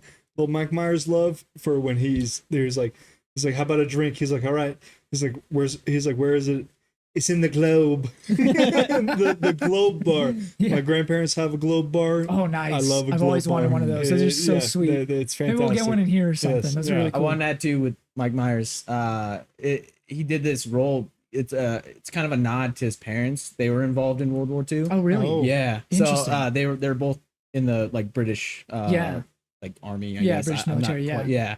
So I guess it was Very kind of a cool. nod to that. Yeah. Very cool. Churchill in the corner. Yeah. Churchill. Braitham. If I'm not mistaken, the actor Rod Taylor, I believe is his name. This is his last performance, and in fact, he Oh, came wow. out of Oh, retirement wow. to do this Really because he just wanted to work with Tarantino. nice. And it was he watched so many old video footage of how Churchill kind of just how his posture, how he spoke, and he doesn't get a lot to do. Obviously, he's just right He's there at in the the corner. piano. Yeah, he's just chilling by the piano. Braitham. But I really like that he tried his best to just be like Churchill, just there. Yeah. Again, he's just in the peripheral of this yeah. whole situation. It's not really about the higher ups Dude, the necessarily. set and everything. my Everything's God, so so grand. grand. Yeah, It's, big and high ass Such a big room. Yeah, and there's dude. only 3 of them Yeah, in and there. it's so much It's open a wide space, shot. but it It's looks showing beautiful. Yes, they're all okay. Take us to the tavern. Yeah, Take us so to the tavern. Hickox goes, so they're in disguise as SS officers, Hickox being fluent in German, and they take 2 of the Bastards, one of which is Wiki, the translator who I had mentioned prior, but then the other is Hugo Stiglitz. Now, Hugo, we didn't mention earlier, but in chapter 2, Inglourious Basterds, we get his little lore. He was actually a German officer who killed 13 Gestapo officers by himself in the dead of night, just for his pure hatred of the Nazis. Yeah. And the Bastards went out of their way to recruit him because of that. And I do It's just so have to- narrates that. now, the narration of this whole story, Samuel Jackson. So Yeah. even when Sam Jackson is not in a Tarantino movie, he is in a Tarantino movie. I love And that. I do have to say that editing of it's very singular to this story of this hard cut to a close up of Hugo Stiglitz. Yeah. And throws his name on the screen. It's So it's cool. like a comic book introduction. Yeah. And it's like Tarantino, you're bending the rules of what storytelling is supposed to be, Right. and I really like that. No, he goes out of his way to literally deter from the story Yeah. for just a quick sec Yeah. to give you some context. It's like a minute-long scene of him just murking Yeah. Nazis. And it is rad as hell. Yeah, It's so yeah. cool. So Hugo and Wiki go along with Hickox, and they're going to rendezvous with Bridget von Hammersmark in this tavern. Now, what the Bastards did not anticipate was there is more German soldiers there celebrating. One of the I don't know his exact Sergeant rank. I Wilhelm. think he was a private. Yeah, Private Wilhelm. Private Wilhelm. He had a baby. His baby boy is born that day, and they're out celebrating. They had the night off. Yeah, Maximilian. And they did not anticipate that. It wasn't. It was supposed to be either an empty bar or very, very few Germans in there whatsoever. So immediately the bastards are like, "We should get out of here." And she convinces them like, "It's gonna look weird if we leave right away. We're in a bar. Get a drink, and then we'll leave." Gotta have a drink with me. So they decide to do so, but then Private Wilhelm, being absolutely sloshed, walks over to They're Bridget. playing heads up. Yeah, they're playing heads up, and he comes over and he's just like gushing about her as an actress and this and that even more. And she signs an autograph for him, or even more specifically for Maximilian. Yeah, gives it a little smooch on there, and which is a bit of a foreshadowing. Yep.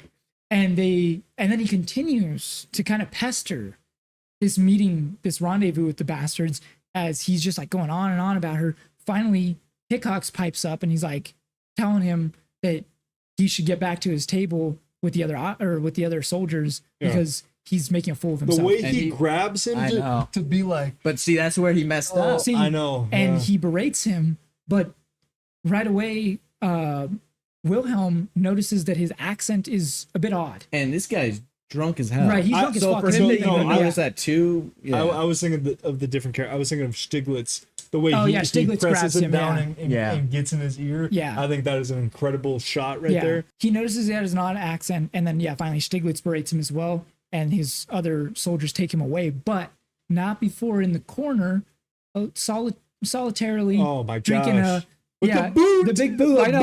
Are you kidding me? Das Boot. I was like, yeah, hell yeah, this guy's real as hell for that. This is tall boy.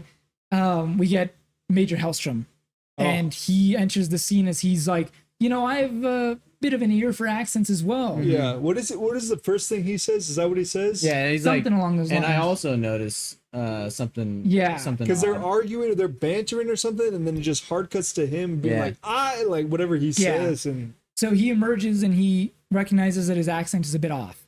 So he questions him on this, and Hickox is able to play it off well enough that he's from a small village in the mountains and stuff, and this and that. I saw something on that. It's actually a nod to an actual German movie of a character. Okay, I figured, because he's saying that's like he's the same thing. He's like, so you've seen so and so's movie, and he's like, then you saw me. Which is also because in there's like rock climbing, which is how Hammersmark also says how she injured herself. So he explains. Fassbender's direction in this is also funny because Fassbender is a German born, and he's like an orphan into something else, and like his whole lineage the actor match. So he was born in Germany, raised Irish, but he does speak German fluently. But then he also has to be an Englishman that speaks German, not fluent in German. His accent is unbelievable, because if you have an ear for accents, as these characters seem to,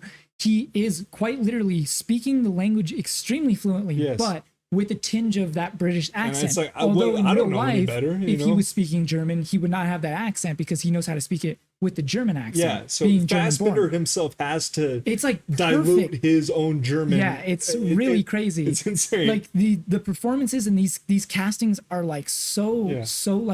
just match made in heaven. Yeah. You would almost not believe it. But yeah, he's terrific. Yeah. Anyways, finally Major Hellstrom lays off a bit, but he decides to join the bastards at their table, and he wants to play heads up with them, right? They play a round of him going, and it's the whole King Kong slavery allegory that is Tarantino's own take on King Kong, if I'm not mistaken. He really just wanted to get that take out there, which I think is hilarious. That he's like, you guys get that this is like an allegory, one of right? the most racist people to throw this take out there. It does add to Hellstrom's character too, it does. Being a good I guess investigator. Right, absolutely. Because he's kind of breaking them down and making them nervous. He's waiting for them to slip up. And finally, Hickox tells him that, we're old friends. We just wanted to spend the night together. He asked him to leave, basically. Like, we just want to be alone. Finally, and he messes them for a bit, and he's apprehensive about it. But then he's like, yeah, you know what? You're right. I am being a pest. I'm just joking. I'll get out of your hair. And he's like, I'll order you guys a really nice bottle of scotch. because of my He's like intrusion. a 43-year-old bottle of scotch. Yeah, and he because of orders my it. intrusion, I'll get you guys some drinks. So he asks the bartender asks how many glasses they're going to need. Von Hammersmark says that she's still drinking her glass, right? And Hellstrom says that scotch does not agree with him or something like that. He doesn't like it.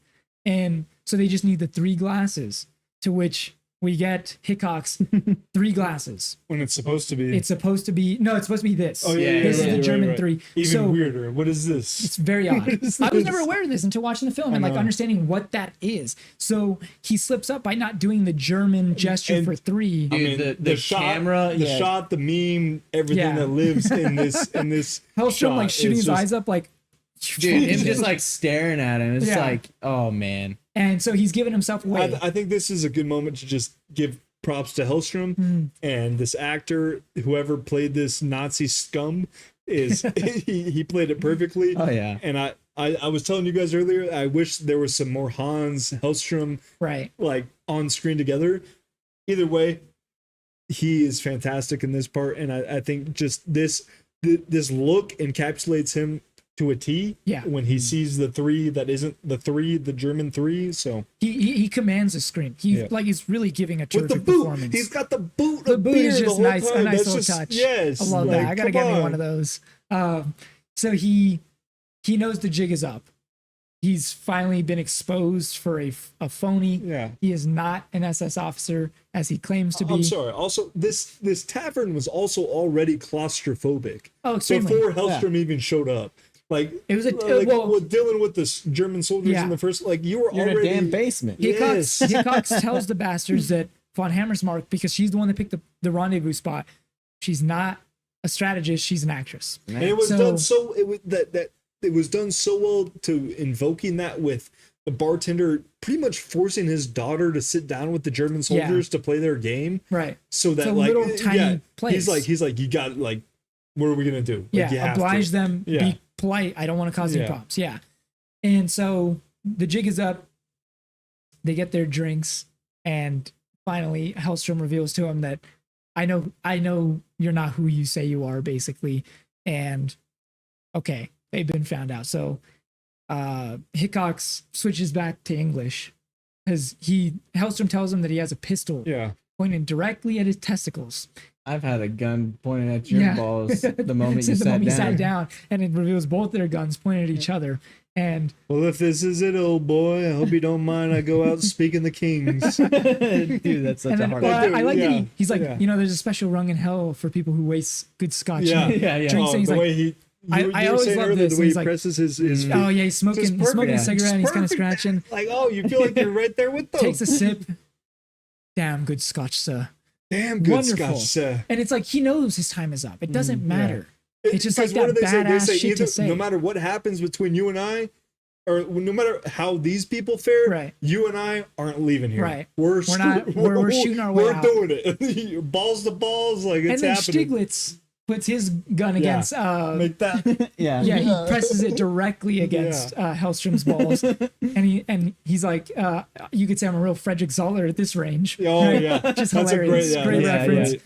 And then eventually the shooting starts, and it's just this humongous explosion of Yes. bombastic like shootout, Tarantino. esque, like just like the squibs are flying, everything looks so good. And I love before it starts that Stiglitz says, "Auf Wiedersehen to your Nazi balls," and just fucking lights him up, dude. So fucking funny. But it's such a brutal shootout, and everyone presumably dies except for Wilhelm. Private Wilhelm had the machine gun in the corner and kind of mowed everyone down. So everyone's dead. It's quiet, and then he hears Aldo call out to him. They're there to check up on what the fuck has happened. The bastards are outside waiting, and he tries to make a promise to him. And he's like, "Listen, Willie, we're not. What's your name? Wilhelm. All right, listen, Willie. He's not gonna hurt him. He's like, we just want to get the girl because it's revealed that Is anybody alive? Yes, I'm alive. Bridget von Hammersmark is still alive. She's shot. Who is that? But she's dead. And so they just want to take her and just leave. So Wilhelm, you can leave. You got a brand new baby boy. Just go home. You can live to see another day. Just don't do this. And they have this little Mexican standoff, to which Wilhelm also disagrees that it's a Mexican standoff because they need guns on him. But he's like, you shoot us, we're dead. We drop a grenade down here, you dead. That's a Mexican standoff. And that was not the deal. And so finally, Aldo comes down, or he starts to come down.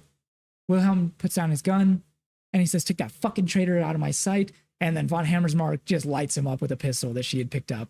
And Willie's Maximilian. Dead. Dude, yeah, Maximilian's gonna be raised without a father. Yeah. That sucks. Don't be a Nazi. Don't be a Nazi. Good message to everyone. Don't be a Nazi. Don't be a Nazi. So that's our chapter 4 right there. Operation Kino. Kino. I'm sorry, actually no, there is a little bit extended here where they go into a like a vet's operating table. And they're interrogating who speaks von Italian. Hammersmark. Yeah, and they're kind of prodding her that this might have been a setup. She's saying get us into the because the whole point of Operation Kino was to get them into the theater. Which this has been a nitpick that I've heard of this movie is that Kino in German or French, whatever the language is, means cinema. Correct. So it's like the intelligence on this is kind of like, what are we doing? Yeah. But yes, so they just discuss. They end up interrogating her. She convinces them it was not a setup, but they still need to get into this premiere somehow. And Aldo takes it upon himself to say, all right, well, I know the most Italian, so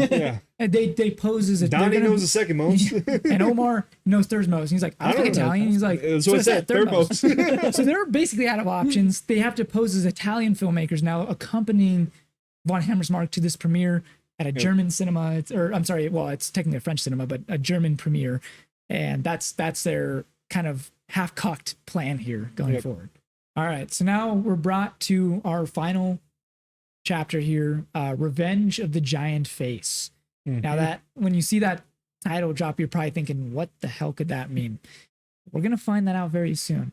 The bastards have now infiltrated this German film premiere, right? In full tuxes. They're looking real dapper. They're there with von Hammersmark wearing her dress, although she is sporting a full leg cast as she had to heal her wounds from the gunshot. Maybe before we get too deep into this, it is to note that, gosh dang, what am I forgetting her name? Shoshana. Her side has already been what they're about to do with her and her partner. Oh, okay. With the nitrate film. You're right. It's already been established that that's what's going to happen. Another Samuel Jackson narration. Yes, exactly. You're right, yeah. So another narration. So we know that is happening. That's why they're here. And the big thing is that the Fuhrer is going to be here. Right. So you're absolutely right. I skipped over some pretty important context here. That von Hammersmark not only mentioned that to the bastards, her big reveal was that not just the other high-ranking officials would be at this premiere, but Hitler himself would be in attendance. In which case, if they're able to kill all of them, it ends the war instantly. Yeah. This is huge for the bastards.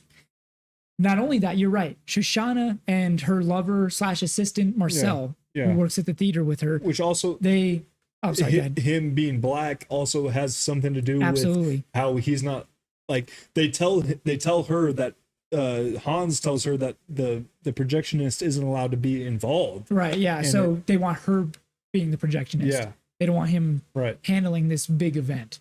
So absolutely. we're back at them coming in. So their whole plan, like you had said, was to basically burn down the whole cinema with her entire catalog of nitrate films that she has. These things are extremely flammable, as Samuel Jackson's narration would indicate that they are like, what are they, like 3 times as flammable as paper? Yeah. So they burn extremely quickly and very hot. Yeah. And if you have this entire collection that she does, well, you can burn down a whole building quite easily with that. So that's their plan. She also wanted to film a movie for it. She filmed a little piece. Film a scene for it. Yeah, she filmed a little something for the German higher ups. And so we have the bastards there. They're in character, if you will, as Italian filmmakers. Again, we get that Enzo Gorlami, but we have Hans Landa noticing them. He goes up to talk to them, and he's, again, fucking with them because he knows what they're here to do. He knows who the bastards are, first of all. And he also knows von Hammersmark is a double agent because by this point, we've seen that he was at that tavern afterwards, discovered her heel, he knows that He they're sees plotting something. the autograph And the in there, autograph, yeah. correct. Yeah. So, okay, Von Hammersmark's a double agent. But yeah, like the shoe, the heel was just like of fashion. Mhm. And obviously, you see the no. Oh, Okay. probably Right. hers. So he talks to them and he's questioning about her injury. She says it was a rock climbing incident. He's like, "What mountain were you at in Just Paris?" starts And- laughing. Oh, that like, laugh is Oh, he's just that- like oh my god. They're just like, what do we do? He keeps laughing. they're like Well, all they're just like, uncomfortable. Yeah, like what the what? fuck? And like they all know he's fucking with them because then he starts asking their names. Oh, also he starts just flexing his Italian, Yeah. which is really Oh, hilarious. so What's too. your name? good. He's, Gorlami. What's that? Gorlami. one more time. Gorlami. I like that. No, Well, he he- kind of like leans in. He's like, Gorlami. Oh yeah. Oh, Because you're he right. knows he's fucking with them. They all know the jig is up, and then the Dominic De Coco, and then he's like Antonio Margaretti, and I believe those are also Italian filmmakers as well. yeah. So again, Yeah. references there. So then he asks Von Hammersmark to stay behind as they go to their seats because he wants to talk to her alone in his office. They go in there, they sit down, and he asks her to reach into his jacket pocket and grab whatever's in there. It's her heel that was left behind Before she after the even pulls shootout. it out and she feels She it, feels that's when it's like The jig is oh up. man. Right, she's screwed. And she's like, so what now? And he fucking lunges Hops at on her, dude. Like and he starts strangling her. Now this is our other the second Tarantino cameo. appearance. Yeah. Oh, it's the Those are his hands. No, Oh. it's him choking her. Yeah. what? Yeah. He Yeah. I still don't know like, I the whole need- story. Yeah, I don't know the whole story on this. I want to I say kinda do. okay. let me know So because so I guess he wanted to make sure that like because he didn't like in movies the way choking is portrayed of it just easily He's looking like, let me fake. get in there. I got you. He wanted to make sure that like and he discussed it with the actress of course Sure. but like to Oh my so it is God. him actually choking her and she is actually getting choked out. oh my god. Yeah. Doesn't it also show her feet though? It Like being A like bit, yeah, shaken? yeah, it's like Like that. classic- It's almost you like gotta- that. Even when he's like on his lap, like Yeah. that whole It's thing. almost like that No Country for Old Men when you see him getting choked out Yeah, and oh, seeing yeah. the boots kind of Exactly, yeah. scrape Yeah. against the Yeah. ground. But it is still like, we got our Tarantino feet Yeah. Mhm. and we got him literally choking her out. I'm like, Oh, really? come Oh, on, I did not man. know that. Sicko. It's Yeah, yeah. really weird. Yeah. So think about that every time you Greasy. watch the movie, that those are his hands. Yeah. Really That's fucking greasy. odd. So he strangles her to death, and he also indicates to his guards that it's the guy in the white tux, and they lay him out And he had let the other two go to their into seats. the Correct. theater. They all have bombs strapped to their ankles. So by now the way. as a viewer, you're like, what? Wait, what? Like why? Something's going on here. Like why did he let the obviously we're gonna get them pulled out too, Right. right? So we get a brief interaction with Hans and Aldo here as just themselves, although he has a bag over his head, right? Like a burlap sack. And yeah, he's like, and I've always wanted to touch you. And he touches it, kind of flinches, and then he headbutts him, which is really the fucking headbutt hilarious. is beautiful. The headbutt's so funny. But they throw him in a truck with Udovich as well. Also played by BJ Novak, BJ who Novak, you yep. probably know best from The Office, played Ryan the Temp.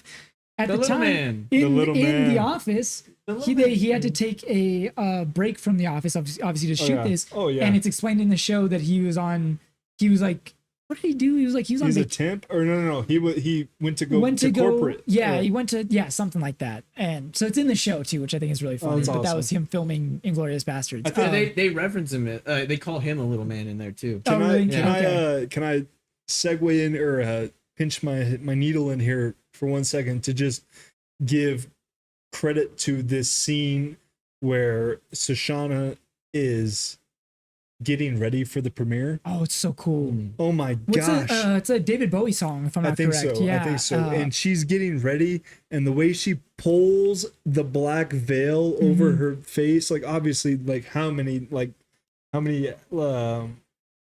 I'm not even smart enough to remember the word for what it means to the metaphor of pulling the black veil right. over her face, like slowly, and it's just.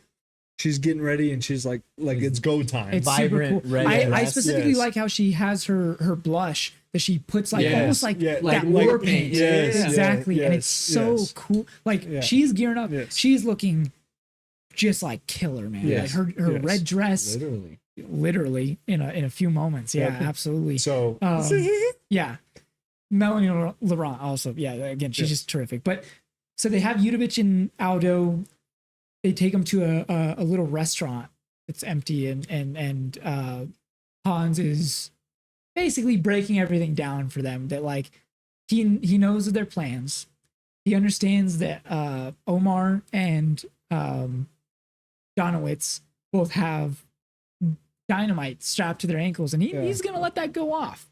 He's saying that, maybe we let that happen, but I want to strike a deal with you guys because at any moment I could pick up that phone and foil your plan, and you guys need this plan to go through to end the war. Yeah, but if I let it go through and I assist in ending the war by killing the Fuhrer and all of his ranking officials, I wanted to be known that I was a part of Operation Kino from the very beginning, and that, so he even asked to speak to a commanding officer. This commanding officer over the radio, played by Harvey Keitel, a collaborator of Tarantino's in the past multiple times. It's a very, very cool little cameo there, just even by voice. But he makes this deal with the Americans that, he will help them carry out Operation Kino accordingly, and that he will be recognized for his efforts. And any necessary evil that he committed during the war was just that. It was necessary to play his role. They agree to this. We come back to Shoshana. Splice, they have this little thing that she's filmed for the film spliced in, and she puts in that final film reel. Well, Frederick Zoller becomes uncomfortable with watching the film of his exploits, and he goes to knock on the door and pester her once again, right? She's like, gosh dang it. This is when we get our moment where I think that he's not such a nice guy, right? Yeah. Go figure. Which is funny. Well, go ahead. Because she denies him entrance into the projectionist room, and then eventually he just bursts in there, hurting her in the process, like kind of hurting her arm, and he's berating her for not showing any sort of reciprocation, almost as if he is entitled to those feelings. It's like, she doesn't have to like you. She's also obligated to feel the same she's way. with someone too, although he doesn't know that she's with Marcel or anything like that. But it's like, there could be any number of reasons that she's not into you. That doesn't mean just because you're Frederick Zoller, the war hero. Clearly she has an animosity also to German soldiers, so there's also that. But he's berating her, and in this process, also, again, this is a lot of intercutting, so excuse me if I'm kind of all over the place, but we also have Marcel locking the auditorium doors and getting into place for their ultimate plan, and he is waiting patiently for his cue with all the nitrate films spread out. The funny scene of Donnie getting Donnie coming over to call Omar because he realizes that they can maybe go for the Fuhrer himself. Excuse me. And so Omar and Donnie have their own plan to kill Hitler. Right. Shoshana has her plan enacted to burn down the cinema. Aldo and Udovich are captured. There's all this intercutting back and forth, and it's hard very to cool. linearly talk about. Yeah. Thank you, Sally. And finally, we get we have Shoshana and Frederick talking in the projectionist room. He's going off. He's pissed, and then she's like, "We don't have much time." And he kind of like stops, and then he's like, "Oh, just forget it." And he's like, no. And he's like, "Close the door." So he goes to close the door because he's thinking, maybe I might get lucky. Okay, wait, hang on. I've turned the tides. Oh, yeah, because he takes close the door as close the door. Right, yeah. They have their little private moment, perhaps. While he goes to close the door, she pulls out a gun from her purse and just blasts him in the back. Right? What you say? What you say? Oh, that you only meant when. That's fucking funny. And and just slow-mo kind of kills him right there, or knocks, and he's done for. They didn't hear any of the gunshots because the movie is a lot of gunshots. And then she hit it at the perfect she hears time. him groaning though. He's still alive. And this is where it was like, she gave him the look of, if you weren't a Nazi scumbag, right? I actually did kind of like you as a person trying to approach me.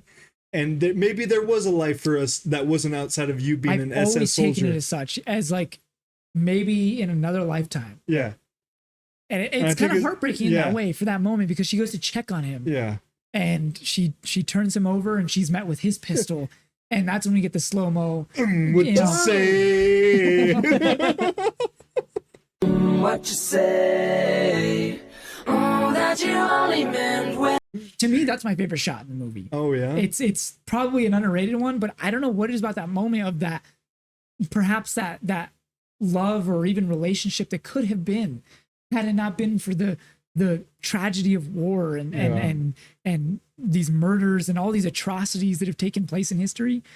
What could have been between these two human beings who just had a shared interest? It's a real fucking tragedy, man. It like genuinely breaks my heart. Is. It's a little Shakespearean love story within this whole movie. It really is. So Shoshana succumbs to her gunshots, of course, and so does Zoller. Yeah. They die in this, again, that almost Shakespearean kind of shot of overhead of them lying there dead. Yeah, it's beautiful. a tragedy. It's a beautiful tragedy, right? And then we have Donowitz and Omar working on their little kind of way to to Hitler's booth right up there. They pose as a waiter. He poses as a servant. Champagne. And in that moment that he has a little champagne glass with the guards. Well, because he watched Hitler comes out asking for gum. Yeah, asking for gum. They're like, all right, it's go time. So yeah, Omar comes sprinting out, and he has this little contraption, this like little gun on his wrist. They both did. You're right. They both did. You're right.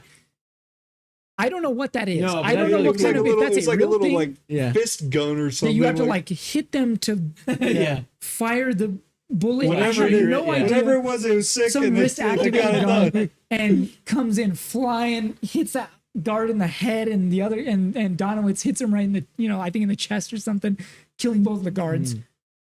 Well, now the Fuhrer's for their taking, basically, is they can take their machine guns.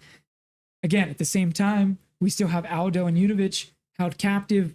The deal has been made as they await patiently as to what will come of this whole situation. Will the plan actually come to fruition? Will they be able to end the war tonight? Because we also know that Hans took Aldo's dynamite that was originally around his ankle and placed it beneath the Fuhrer's seat. Yeah. And So that it's in part's their actually booth. true. And that part's actually true. Yeah. So he did legitimately assist in this.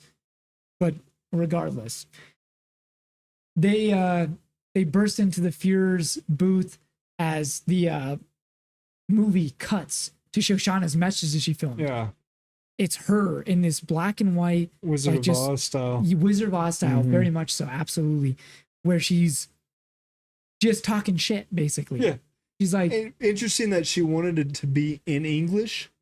that I thought was interesting as well, because she doesn't speak any other language throughout the film except for this moment where she switches to English. Yeah, that's true. Because And it's specifically to a German audience. yeah. It's a weird choice, but that's, I feel like, again, it's a Hollywood production. Yeah. This is for us at home. Right. So she says it in English.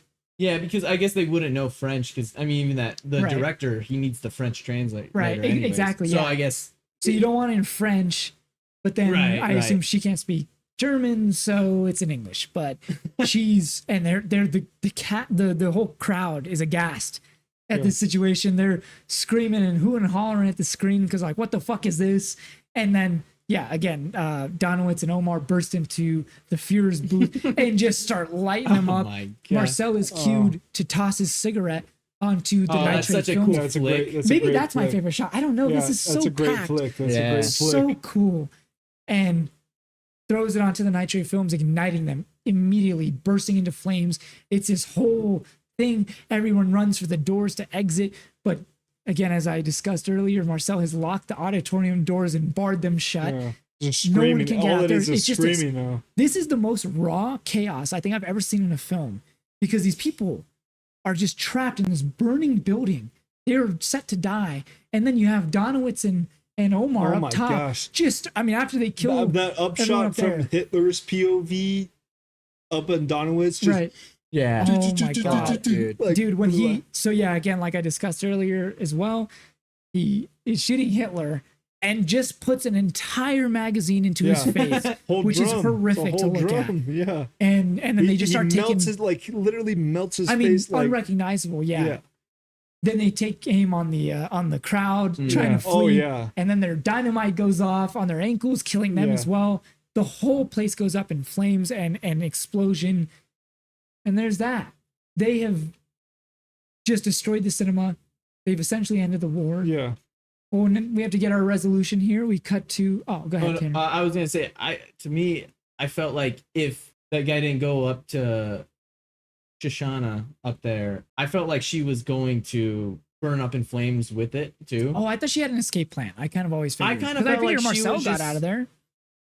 See, that was my next question too. You but thought I, she wanted to? You thought she not wanted that she to burn wanted with the to, I cinema? just felt like, I mean, what she's been through. Yeah, I can see that. And it was just kind of like that. I feel like that top entrance, you would be able to get out of there. I'm not saying she wouldn't be able to have a way to get out. I think to me, it felt like she was just willing to just end with this because she doesn't know the bastards were going to be there. Right. She was planning this whole thing, and she was like, "Dude, what she's been through, she lost her whole family. If Hitler's there, you're gonna die as well." Like she didn't have the information that Hitler was going to be there. That is true. Well, no, she probably would have been keen to that. If she's running the cinema, she probably would have had that information, although it's not shown. I think somebody told her. Regardless, I do think that I could see her potentially going up in flames as well. That whole ending of of her getting ready, this whole thing, this whole plan, her planning it out. I felt like she was just willing to die with it. She lost her whole family. Like, I think it was just like, yeah, you know what? Going down. Yeah. And again, I could totally see that. I guess I hadn't taken it as such. That's a great take. I don't want to take I took away it from... as it just so happened that Zoller kind of mucked up her plans and she died in the process. Of course, before that, she mucked up a part of her plans, but maybe Tanner's onto something that like she ultimately was willing to die on that sort of as long as they all die, right? That was her ultimate goal. So yeah, I could absolutely see her being willing to just die in the process because it's like, I took you guys down with me. Fuck it, I ended the war. Yep.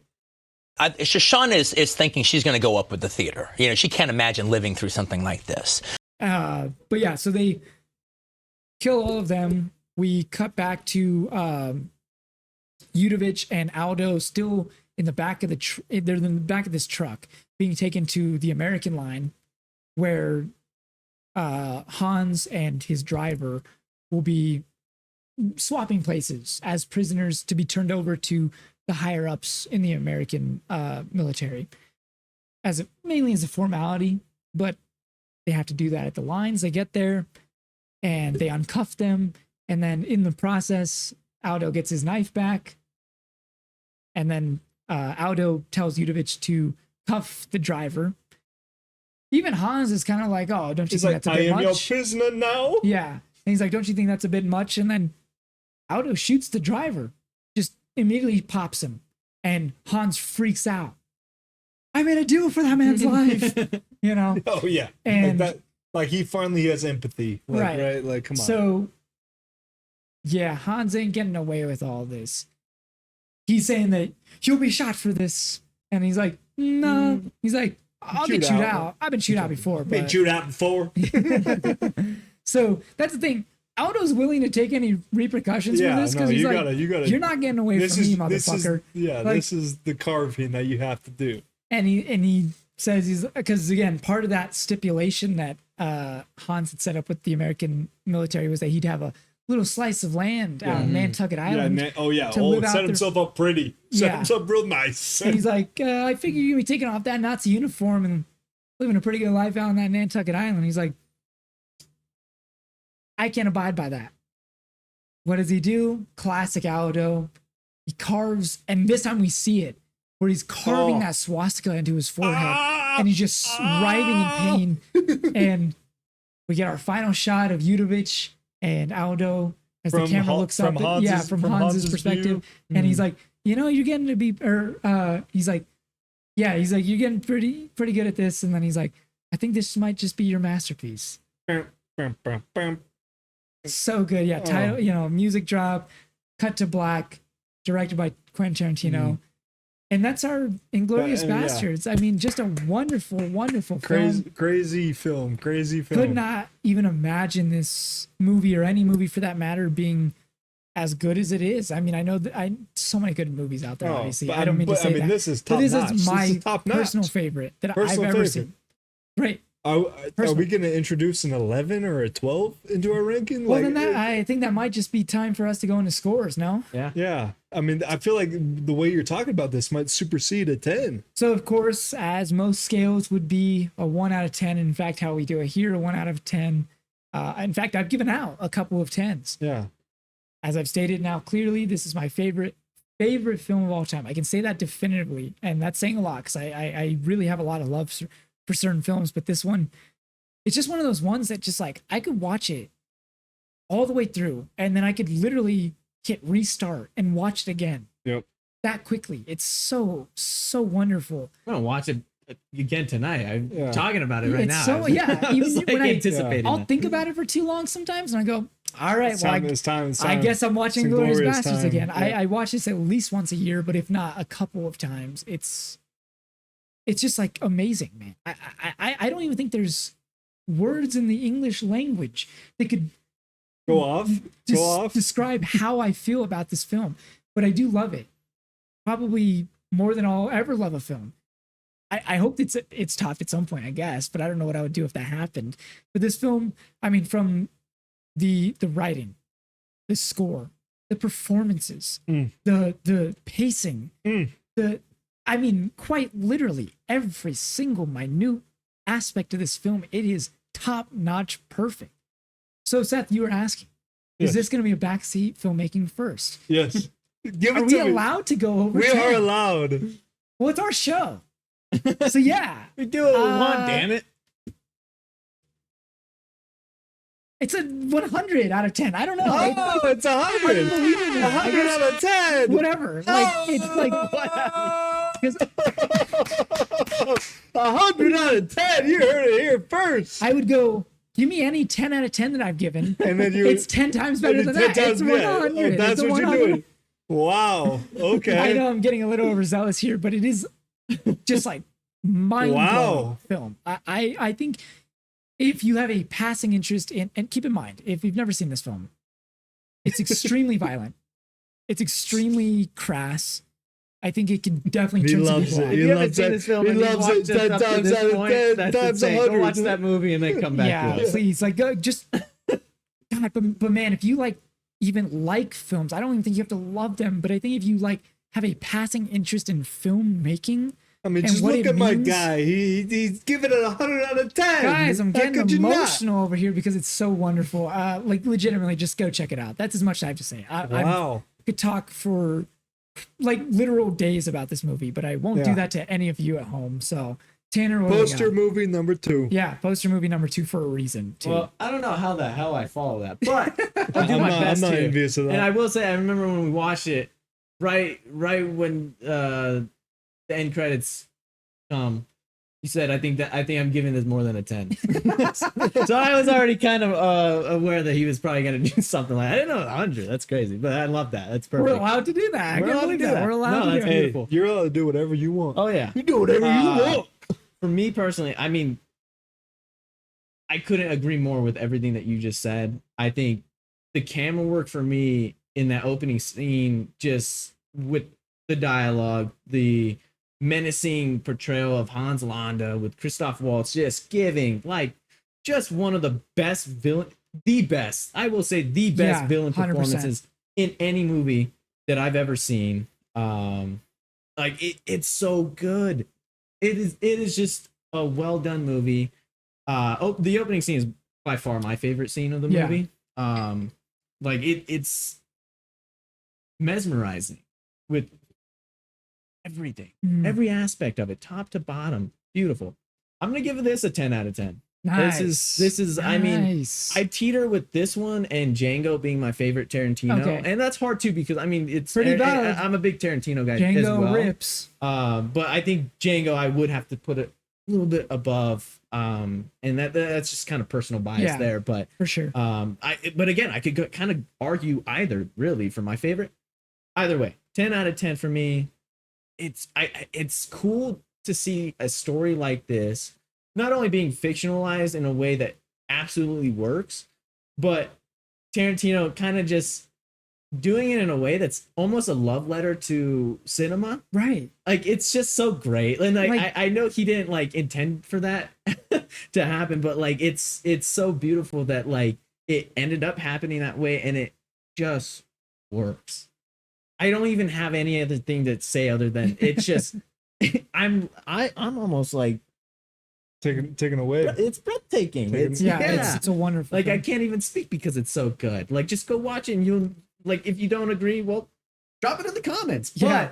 But Let us know if you like for some reason hate this movie, because like I'll argue with you. Nah, yeah, that's crazy. But again, great movie, 10 out of 10. Nice, man. Hell yeah. Seth, What do you Yeah. got, Seth? What do you got for us? What do you got? I'm curious. This This is the one I'm curious about. This movie, you know, I never thought that I'd give a movie a 10. Let's Can we get it? Yeah. And just as we broke the threshold of going man. over a 10, By quite a bit, by the way. I am trying to expose myself to not being such a snob. But with that, I'm going to go 10.10. Let's go. This man. is just over a 10. This movie is fantastic. This movie has everything you want. Riveting. It's a 2.5. This movie is 2.5 hours long, and you wouldn't even guessed it, man. You the way it's broken up by the chapters. I mean, you are locked in from scene one, from the moment you're on the farm to the moment you're watching Hitler get his face melted in. Like this is cinema at its peak. I mean, this is everything you want out of a movie. Scenes like I could almost classify it as a bunch of scenes, a bunch of 10 out of 10 scenes that make up one movie. Yeah. That's actually a really good way to that's describe what it is. It's chapters. It really is. And then they all at the end find a way to intersect, but then they don't, because the one thing we want to see is our main antagonist of the movie, Hans Landa, get his freaking face carved in with that Nazi symbol, man. That is such a cherry on top ending, and obviously, it's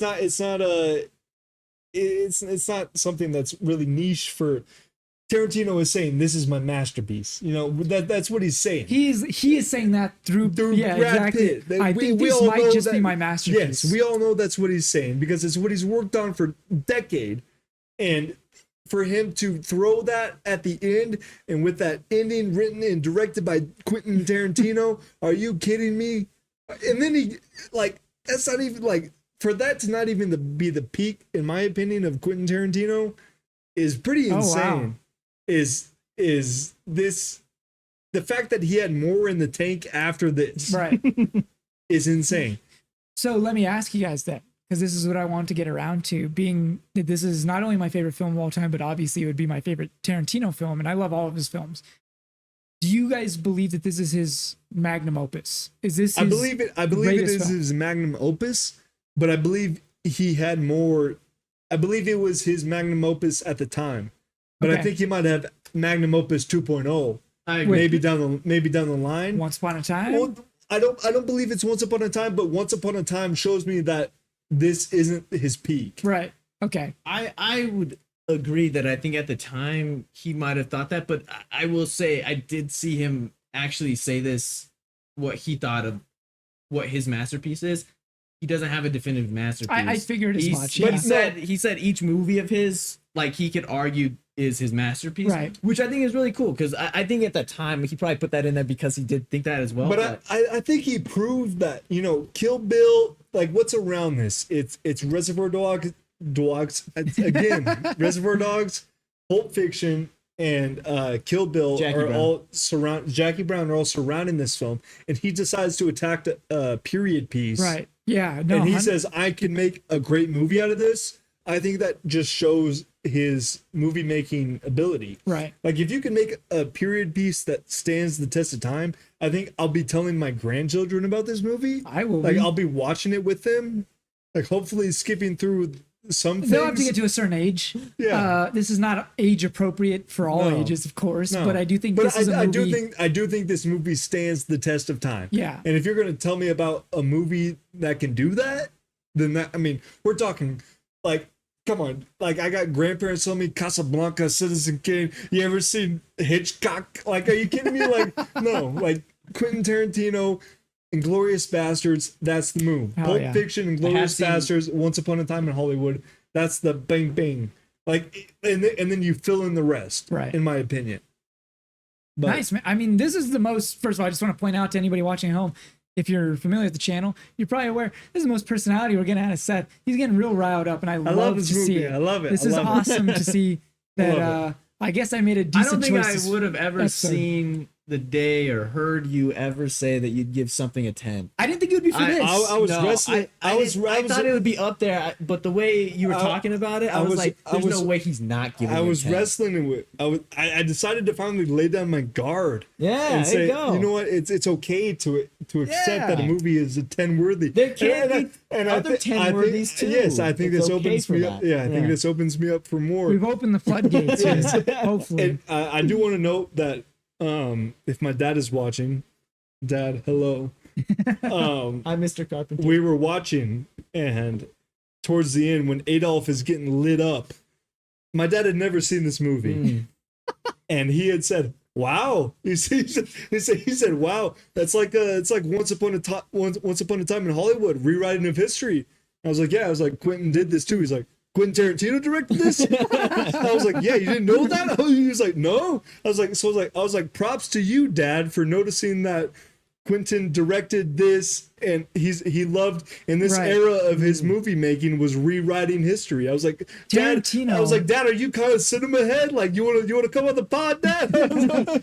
Well, maybe we might have to make that happen because yeah. I think Tarantino, as an auteur director, I think an auteur filmmaker has such a distinct voice in cinema that if you are familiar with one of his films, you could spot one of his other films from a mile that's why away. I was like, Dad, like, I knew I wasn't just sitting here watching these with you. Like, you actually recognize the tones and his movies to me command your attention. yes, They do. command your presence in the watching I process. do have to say, shout out Sally Mankey because No, I think again, I was gonna give her a lot of shout these out. films The would not editing, Sally it's your Mankey. last, same it's your without last her editing. at all. Yeah. I think they work. They're symbiotic. Yeah. They They try to replicate it going forward, but it's still Yeah. it's not the same. Again, Tarantino Thank has you for your beautiful attributed editing. Sally as Yes. as his greatest collaborator. Yes, And I As she think that should is more than Yeah. valid because she is such a wonderful, wonderful talent in filmmaking. And it goes to show that just because you're not directing a film or writing a film or a movie star yourself, you have more than enough of a voice in these movies and the process into making Yeah, I a mean, movie. it's a collaborative art, Exactly. and that's why like even the actors work so well within it too. I mean, he just cast well too. Right. But I mean, this movie wouldn't have been made without Christoph Waltz either. Right. So you know, it's just they work in tandem. Shout out They- to literally every everybody human that being that worked worked on on it. this film. Yeah. You No, have for made real. my life literally better for it. That is unbelievable. That is the power of cinema that you Yeah, can dude. quite literally, in an instant, change my mood. I could be like the worst day ever, and I could go, okay, this is the worst day ever. What should I do? I should watch my favorite movie ever. And I know it's not like the most feel good movie ever, but like, God damn it, it just Who's rips. to say what feels good and what doesn't? It feels you know? good because it rips and it's Yeah, just like dude. dope. And I'm like, yeah, go watch it, please. Like, Let's honestly, go like, kill some Nazis. But Yeah. before you watch it, drop a like. drop a like, Drop a like, leave hit us the a comment. comments. For God's sake, What do we you need it. guys think of this film? Uh, Let us know. Hit the other videos in the corner. Well, fellas, I think that does it Hey, for episode yeah. here, episode 10. Jesus, we got a little off track here, but Hey, that's it's okay. all right. That's Hey, okay. The tail end of this movie wraps up in a way that deserves nothing but the less. 100%. Well, thank you guys. I was at happy to home. get my first 10. I I know. We'll be talking about this for Yeah. literally episode Yes. going forward. So this is your bar, I guess. Yes. Thank you guys for joining us again at Backseat Filmmaking. Hope to see you guys again. We'll have plenty of videos coming out pretty soon, so check those out as well. I mean, a lot of great stuff. I guess that's all we got. Dean Norris, Dino! Dean, take us away, Dean. Hey, fans and subscribers of Backseat Filmmaking. Thank you, viewers, for watching. You need to like, subscribe, comment, and generally don't break bad on the comments, all right? Because I'm going to kick your butt, all right? You don't want the DE after your ass. So do all that and support Backseat Filmmaking.